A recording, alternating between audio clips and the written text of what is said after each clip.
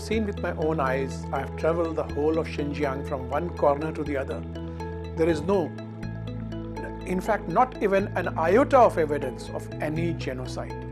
Therefore, I believe it is a fake story, and some people are building up the story because they have their own hidden agenda. Now the question is, why are there stories about genocide and about forced labor? These stories are there to deny the great China, to pull it down.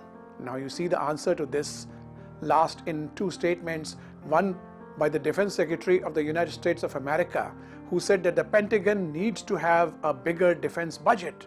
Now the secret for these lies in the military-industrial complex, which is prevalent in the United States of America. It likes to manufacture weapons and sell those weapons to the United States of America and its forces, but in order to sell its weapons, it has to create an enemy. The second answer lies in the statement by Mr. US President Joe Biden, who said that we will not let China become the number one economy. Now you see, this is a very strange statement. He could have said that we will try our level best. By we, I mean the United States of America. They could maintain their position by working hard, but you cannot say that we will not let anyone else work, because then this looks like the tall poppy syndrome, that one poppy flower which tries to rise, you chop off its head. So you see, if you are going to pull it out on China by leveling fake charges, false charges, first of genocide, then now slave labor, and try to ensure that the Chinese economy gets affected and it does not rise to become number one, I find it suspicious.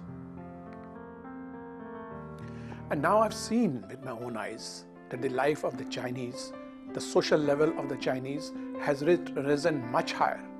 But I'm talking about the Uyghurs.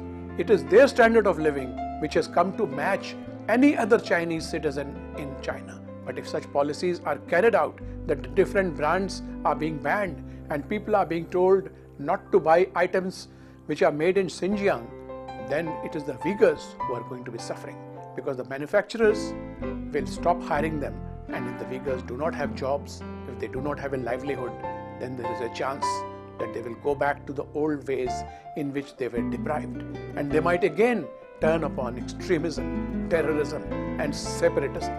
This is something that had been totally controlled by the Chinese government, but it appears that this is a strategy of the West to push the Uyghurs to those dark ages once again, and I disagree with whatever is going on. Every human being has a right to a better life, to a better job, and to have a better source of income. And if the Chinese government is providing opportunities to the Uyghurs to move to areas or to move to industries or to move to locations where they will have better chances of a higher quality of life, because after all, the Chinese government had promised that they will raise every single Chinese citizen above the absolute poverty line, and the Uyghurs are no exception. The Uyghurs have also benefited from it.